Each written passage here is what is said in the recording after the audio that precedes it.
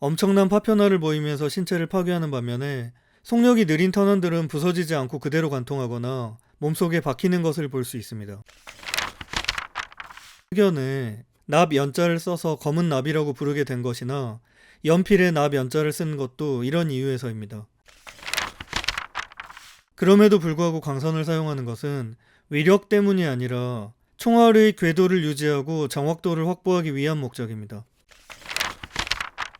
과거에는 높은 탑 꼭대기에서 납을 녹여서 물방울처럼 한 방울씩 탑 아래에 있는 물로 떨어뜨린 다음에 굳은 납을 모아서 탄환으로 만들곤 했습니다. 오늘은 지난 500년간 인류 역사에서 가장 많이 사용된 총알의 재료 납에 대한 이야기를 해보겠습니다. 납탄은 제네바 협약에 의해서 사용이 금지된 비인도적인 무기가 아니냐는 댓글도 있고, 방송에서 극악무도한 정부군이 민간인을 상대로 납탄을 사용했다는 식의 프로파간다로 사용되는 경우도 보게 됩니다. 얼마 전에 올린 백린탄에 대한 영상에서는 비인도적인 무기로 알려져 있는 백린탄이 국제법상 사용이 금지된 무기인지에 대해 이야기한 적이 있는데, 납탄에 대해서도 백린탄과 비슷한 오해가 있는 것 같습니다. 국제법에 대한 내용을 잠깐 언급하다 보니 제가 지금까지 올린 10개 영상 중에서 순간 시청률이 가장 많이 내려간 부분이라서 다시 이야기하기가 두렵긴 합니다만, 민간인에게 무기를 사용하는 것이 잘못된 것이라는 내용과는 별개로 결론을 먼저 말씀드리자면, 납탄은 국제법상 사용이 금지된 무기가 아닙니다. 다소 잔인한 이야기일 순 있지만 총알은 목적 자체가 사람을 말끔하게 관통하기 위한 것이 아니라 맞는 순간 몸속에서 더티하게 부서지고 흩어지면서 고통과 피해를 극대화하는 데 있습니다. 다만 국제법의 일반 원칙들과 헤이그 협약은 전투 능력을 상실시키거나 사상시키는 것을 넘어 과도한 고통을 유발하는 무기들을 금지하곤 합니다. 하지만 이게 참 애매한 것이 어느 선부터가 살상을 넘어선 과도한 고통인지를 정하는 것도 분명치는 않습니다. 탄환을 예로 들면 납으로 된 탄환을 금지하는 것이 아니라 덤덤탄이나 할로우 포인트 탄처럼 탄의 모양을 변형해서 인체와 충돌 시 훨씬 쉽게 부서지도록 만든다거나 엑스레이에 탐지되지 않는 재료로 탄환을 만드는 것을 금지합니다. 무기라는 것이 본질적으로 최대한 싼 가격으로 최대의 고통을 주기 위해 고안된 경우가 많은데, 이걸 어떤 선을 정해서 과도한 고통을 준다면서 규제하는 것이 다소 어색하게 느껴지는 것도 사실입니다. 치료에 대해서 일정 시간이 지나면 자동으로 해체되는 기능을 넣으라던가 금속 탐지기에 잘 탐지될 수 있도록 일정 분량 이상의 금속 부품을 사용하라는 규제도 그런 예입니다. 하지만 국제협약을 잘 지키지 않는 국가들을 옆에 두고 있는 우리나라가 가성비라는 무기의 본질적인 부분을 스스로 포기하라는 규제를 받아들이는 것은 쉽지 않은 일입니다. 이런저런 게시판들에서는 강선의 회전 운동이 드릴처럼 탄환의 위력을 크게 만든다는 내용을 흔히 찾아볼 수 있고, 심지어는 군대에서조차 이런 식으로 설명하는 부사관을 본 적이 있습니다. 새끼 손톱보다 작은 5.56mm에 불과한 소총탄환이 사람을 살상하는 원리를 탄환이 피탄되는 부분의 입구는 좁지만 맞은 후에 뒤쪽 출구는 커지는 것이 회전 때문이라고 설명하는 식입니다. 우리가 흔히 쓰는 K2 소총은 7인치, 즉 20cm 정도를 전진하면서 1회전하는 6조 우선의 강선을 가지고 있고, M16 소총이나 많은 권총들 또한 강선이 있다고는 하나 15인치마다 1회전하는 정도에 불과합니다.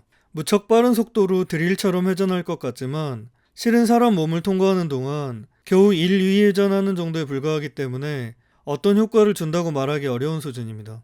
발사 후에 마찰열로 뜨거워지는 총열을 보면 알 수 있듯, 탄환은 총구를 떠나기 전 강선을 지나는 과정에서 약 10에서 20% 정도의 에너지를 마찰과 열로 손실하기 때문에 에너지와 총구 속도만 본다면 강선을 넣지 않는 쪽이 더 유리할 수도 있습니다. 그럼에도 불구하고 강선을 사용하는 것은 위력 때문이 아니라 총알의 궤도를 유지하고 정확도를 확보하기 위한 목적입니다. 도끼를 던지거나 2차 세계대전 때 독일군이 사용했던 손잡이가 달린 수류탄을 보면 물체를 멀리 던질 때 무거운 부분이 앞으로 쏠려서 날아가는 현상을 볼 수 있습니다. 뾰족한 앞부분에 비해 뭉툭한 뒷부분이 더 무거운 총알 역시 강선을 통한 회전이 없다면 발사와 동시에 뭉툭한 뒷부분이 앞을 향하면서 탄도가 불규칙해지고 정확도와 사정거리가 엉망이 됩니다. 하지만 팽이가 회전하고 있는 동안에는 설령 바닥의 모양이나 각도가 변하더라도 회전축을 그대로 유지하는 것처럼 회전하는 탄환은 날아가는 동안 뒤집히지 않고 가벼운 탄도 부분을 앞으로 유지한 채로 날아갈 수 있게 됩니다. 하지만 화살처럼 너무 긴 물체는 회전으로 궤도를 유지하기가 어렵고 탄도를 안정화시키기 위해서 날개를 달아야 하기 때문에 총알은 단면에 비해 앞뒤 길이가 더 길더라도 그 비율이 1대6을 넘지 않게 설계합니다. 발사된 탄환의 바로 뒷부분에서 생기는 와류와 진공이 탄의 추진력을 30%가량 방해한다는 연구 결과도 있는데, 이를 위해 총알의 뒤쪽에 골프공이 홈처럼 생긴 구멍을 파거나 후퇴각을 추가하는 등의 설계가 더해지기도 합니다. 뾰족한 앞부분보다 뭉툭한 뒷부분이 더 무겁지만 강선의 회전 때문에 얌전하게 날아가던 탄자는 사람과 부딪힌 후에는 무거운 뒷부분이 앞으로 뒤집히는 텀블링 현상을 시작으로 사람의 몸을 파괴하기 시작합니다. 납을 구리로 감싸 만든 일반적인 탄환은 사람의 몸에 부딪히자마자 탄자가 찌그러지면서 원래 구경보다 넓적해지는데, 이걸 버섯처럼 찌그러진다고 해서 머시루밍이라고 부릅니다. 탄도의 모양이나 재질을 변형해서 이 머시룸 효과를 극대화시킨 것을 할로우 포인트 탄이나 덤덤탄이라고 부르는데, 이 탄환들은 헤이그 협약에 따라 사용이 금지되어 있습니다. 이렇게 모양이 변형된 탄자가 인체를 파고들다가 뼈나 근육 등 단단한 조직을 만나면 잘게 부서지기도 하는데, 이걸 파편화라고 부릅니다. 파편화 현상은 탄환의 속력과 비례하기 때문에 확실한 피해를 입히기 위해서는 탄환의 속력이 줄어들기 전, 그러니까 근거리일수록 유리합니다.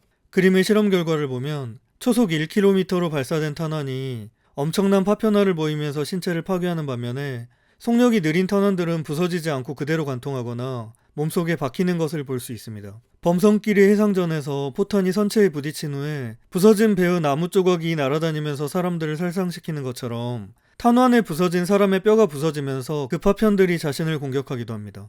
탄환으로 인한 피해의 대부분은 이렇게 텀블링과 머시루밍, 파편화가 결합해서 발생합니다. 탄환이 맨몸인 사람에게 상해를 입히기 위해서는 80줄의 에너지가 필요하고, 방탄모를 관통하는 데는 420줄 정도의 에너지가 필요하다고 이야기합니다. K2 소총탄이 청구에서 발사될 때는 1700줄 정도의 에너지를 갖고, 9mm의 권총탄들은 300에서 400줄 정도의 에너지를 갖고 발사됩니다. 우리가 소총의 최대 사정거리를 2km라고 말하는 것은 탄환이 날아가는 거리이고, 유효 사정거리를 600m라고 말하는 것은 발사된 탄환이 에너지를 점점 잃다가 80줄 이상의 에너지를 가질 때까지의 거리를 말합니다. 그런데 탄환의 파편화 효과와 관통력은 양립하기 어려운 경우가 많습니다. 예를 들어 구리 합금과 납처럼 무른 금속으로 만든 탄환은 파편화 효과는 강하지만 경도가 높지는 않기 때문에 방탄판이나 차량을 관통하는 것은 쉽지 않습니다. 반면에 방탄판이나 물체에 대한 관통력을 높이기 위해 강철로 만든 탄환들은 인체와 같은 소프트 타겟에 부딪히는 경우에는 머시루밍이나 파편화 없이 그대로 관통하는 경우가 대부분입니다. 이렇게 탄환이 사람을 말끔하게 관통해버리는 경우에는 주요 신체 부위를 타격한 경우가 아니라면 큰 데미지를 주기 어렵고, 피탄 이후의 치료도 쉬운 경우가 많습니다. 월드 오브 워십이라는 게임에서 전함의 대구경 철갑탄들이 소형 함선들을 맞춘 경우에 과관통이라고 해서 원래 데미지의 10%만 가하는 것으로 설정하는 것도 같은 이유입니다.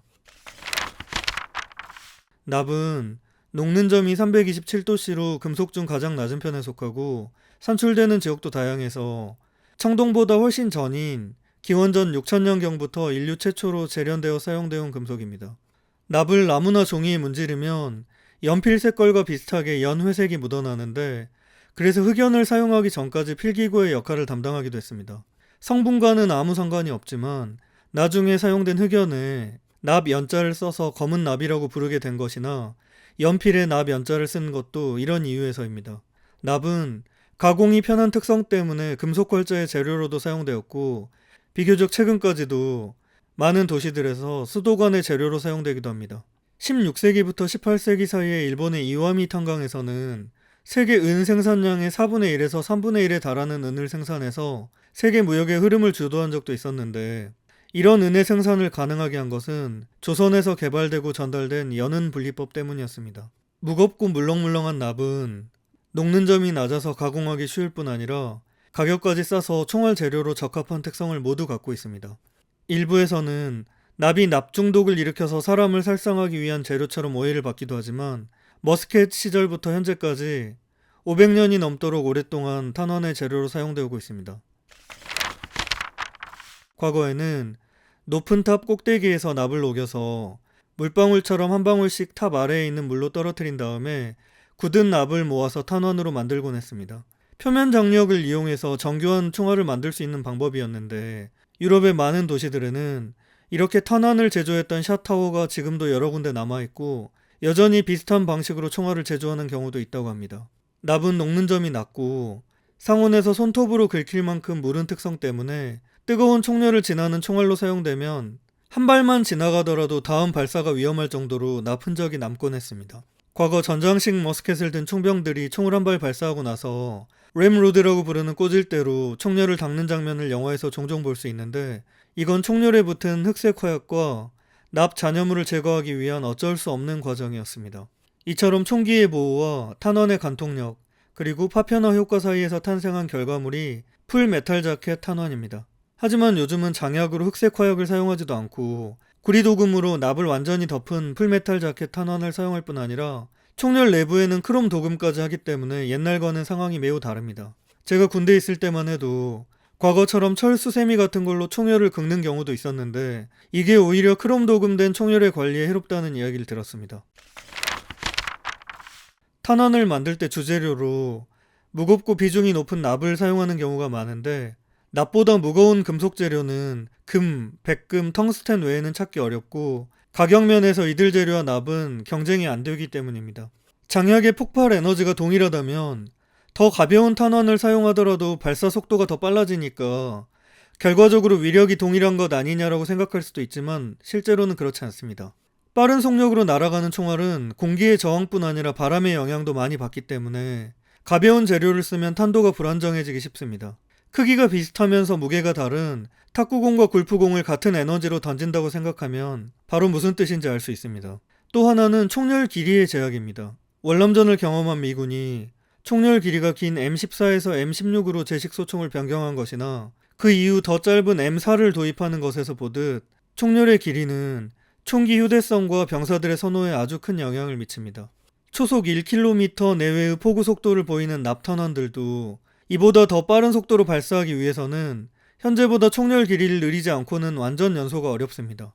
장약의 폭발 에너지가 동일하다는 가정에서 납보다 가벼운 탄환을 사용할 경우에 총열의 길이가 동일하다면 완전 연소가 되기 전에 탄환이 총구를 떠나버리는 문제가 발생합니다. 그래서 납 대신에 경도가 높고 비중이 낮은 강철 재료의 탄환을 사용하는 경우에는 무게를 맞추기 위해 탄도의 크기를 더 키우는 일이 많습니다.